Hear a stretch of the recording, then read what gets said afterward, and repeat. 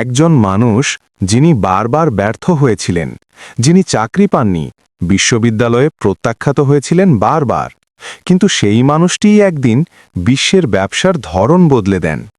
তিনি হলেন Jack Ma. ১৯৬৪ সালে চীনের হাংঝৌ শহরে জন্ম নেওয়া একজন সাধারণ পরিবারের ছেলে। ইংরেজি শেখার জন্য প্রতিদিন ৪০ মিনিট সাইকেল চালিয়ে বিদেশি পর্যটকদের সঙ্গে কথা বলতেন, কারণ তিনি বিশ্বাস করতেন জ্ঞানই আসল শক্তি। ৩০টির বেশি চাকরিতে আবেদন করে সবগুলোতেই প্রত্যাখ্যাত হন তিনি। কেএফসিতেও নির্বাচিত হননি।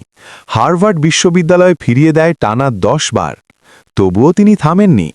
১৯৯৯ সালে একটি ছোট ঘরে ১৮ জন বন্ধুকে নিয়ে তিনি শুরু করেন আলিবাবা। আজ আলিবাবা একটি বৈশ্বিক সাম্রাজ্য। জ্যাক মা আমাদের শেখান, ব্যর্থতা শেষ নয়, ব্যর্থতাই সাফল্যের শুরু।